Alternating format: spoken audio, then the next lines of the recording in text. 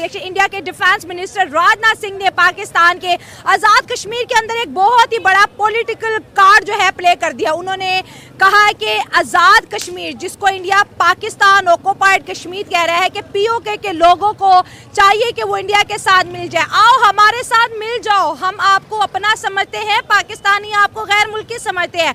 साथ साथ उन्होंने कहा कि हमारे मुल्क में पीस भी है, स्टेबिलिटी भी है।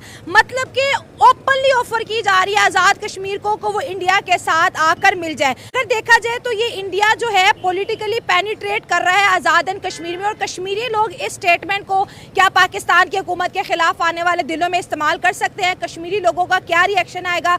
और भारत जो है पॉलिटिकली कश्मीर के अंदर इतना एक्टिव कैसे हो रहा है? क्योंकि पाकिस्तान ने हमेशा आज़ादी का नारा लगाया, लेकिन भारत ने कहा कि पीओके हमारे साथ मिल जाए, मतलब कि हमारे आज़ाद कश्मीर की बात की जा रही है। सो अवाम की तरफ बढ़ते हैं और जानते हैं उनकी राय कि वो इस बयान के ऊपर अपना क्या रिएक्शन रिकॉर्ड करवाते हैं। लेकिन आपको नहीं देंगे। इक्का खेल दिया ना उनके डिफेंस मिनिस्टर ने। हमारे कश्मीरी बेचारे तो इकोनॉमी की वजह से इतना तंग आए दिन हड़तालें करते हैं। वो कहते हैं इधर हमारे साथ आ जाओ, खुशहाली है, डेवलपमेंट है, और उधर कश्मीर में $14 बिलियन का सालाना बजट दे रहे हैं वो। मैं एक छोटी सी मिसाल देता हूँ।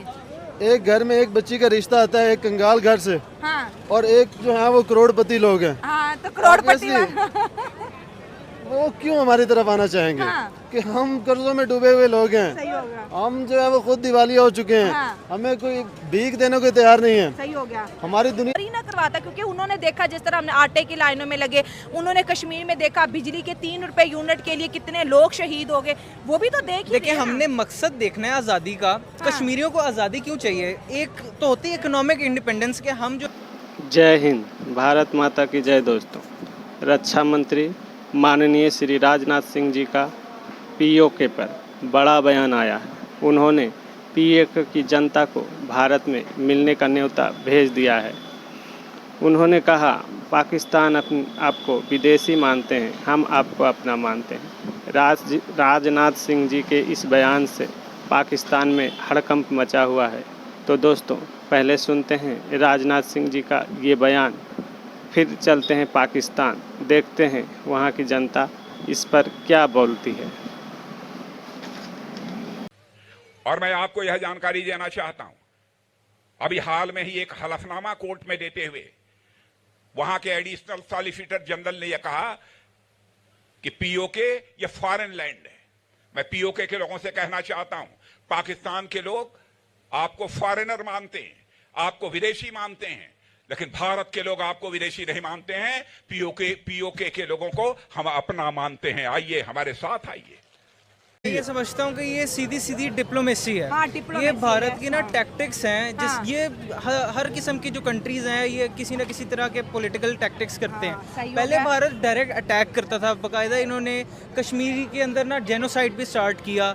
इसके अलावा उन्होंने सर ऐसा तो मैंने नहीं सुना, जेनोसाइड बाकायदा उन्होंने किया है। हमारा जो ये 2019-20 में जब इमरान खान का दौर था, तो इन्होंने इंडिया के ऊपर कब्जा बाकायदा किया, जम्मू कश्मीर जिसको कहते हैं। तो अच्छा, 2019 आर्टिकल 370 की बात कर रहे हैं। जी, उसको हम जेनोसाइड ही कहेंगे। अच्छा, नहीं वो तो आर्टिकल हटाया ना। तशद्दुद और जुल्म किया कश्मीरियों के ऊपर। तो बेहतर यही है कि कश्मीरियों को अक्लमंदी से काम लेना चाहिए। और खुद मुख्तारी मांगनी चाहिए। ये अगर अपने साथ मिला भी लें तो कल को इन्होंने जैसे पहले किया कि हिंदुओं को शिफ्ट करने की कोशिश कर रहे हैं कश्मीर में, उनकी आबादी बढ़ा रहे हैं, कश्मीर में एक जो मुसलमान अक्सरियत है उसको ख़त्म करने की कोशिश कर रहे हैं। तो ये कश्मीरों को खुद देखना है कि हमने अपना तहफ़्फ़ुज़ कैसे करना। हिंदू कश्मीर जा रहे हैं जो कि मुसलमानों से भी पहले वहाँ रहते थे। जी बिल्कुल ऐसे ही है, लेकिन मुसलमान अक्सरियत अब उधर हो चुकी है।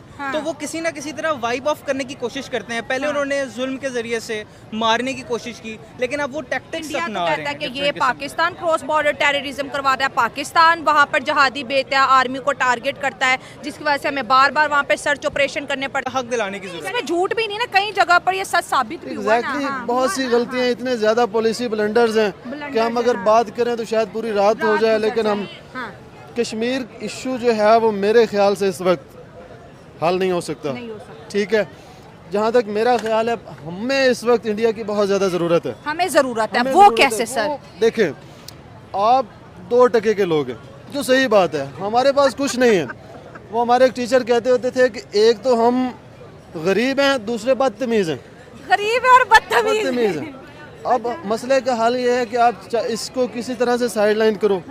देखें उनके पास 55% कश्मीर है, आपके पास 35% कश्मीर है, और 15% जो है वो है चाइना के पास। हाँ, कई जगह पे 60, 30 और 10 की भी तकसीम आती है। हाँ। अच्छा, चलो, चलिए हो ऐसे ही, गया, हो उनके गया। पास ज्यादा है। आप इसी पे करें, ठीक है, चूंकि पावरफुल है, हम आपको नहीं देंगे। इक्का खेल दिया ना उनके डिफेंस मिनिस्टर ने। हमारे कश्मीरी बेचारे तो इकोनॉमी की वजह से इतना तंग आए दिन हड़तालें करते हैं। वो कहते हैं इधर हमारे साथ आ जाओ, खुशहाली है, डेवलपमेंट है, और उधर कश्मीर में $14 बिलियन का सालाना बजट दे रहे हैं वो। मैं एक छोटी सी मिसाल देता हूँ। एक घर में एक बच्ची का रिश्ता आता है एक कंगाल घर से, हाँ। और एक जो है वो करोड़पति लोग हैं। हाँ, तो करोड़पति वो क्यों हमारी तरफ आना चाहेंगे? हाँ। कि हम कर्जों में डूबे हुए लोग हैं। सही हो गया। हम जो है वो खुद दिवालिया हो चुके हैं। हाँ। हमें कोई भीख देने को तैयार नहीं है। सही हो गया। हमारी दुनिया में इस वक्त सबसे बड़ी एक्सपोर्ट जो है वो भीख मांगने की है। $42 बिलियन की इंडस्ट्री है सर। ठीक है जी। तो बेसिकली मसला ये है कि हमारी इंडस्ट्री को अब चला सिर्फ भिखारी सकते हैं। ठीक है। सीरियस सवाल है कि इस तरह की ऑफर, देखिए हमने आज़ादी का नारा लगाया, कश्मीर आज़ाद करेंगे। हमने कभी इतना बड़ा जिगरा करके नहीं कहा कि भाई वो 60% कश्मीर आओ हमारे साथ मिल जाओ, आपको खाना पीना रिहाइश सबको देंगे। इंडिया ने खाना पीना रिहाइश सबकी ऑफर दे दी भाई। अब इस ऑफर को कश्मीरी हमारे साथ कैसे इस्तेमाल करेंगे, जरा ये भी तो बता दें। कितना अब हम प्रेशराइज हमें करेंगे? देखें जी, हम कश्मीरियों को तब कहें ना कि हम आपको ये सारी फैसिलिटीज प्रोवाइड करेंगे कि हम अपने सिटीजन्स को कर सकें। ठीक हो गया। यहाँ पे लोग भूख से मर रहे हैं। हाँ। लोग खुदकुशियाँ नहीं करते। यहाँ पे औरतें अपनी अस्मत नहीं बेचती खाने के लिए, बच्चों को पालने के लिए। सही बात। तो हम जो यहाँ पर खुद अपने लिए कुछ नहीं कर पा रहे, हमने कश्मीरियों को क्या कुछ करना है, और कश्मीरियों ने हमारे साथ क्यों आना है?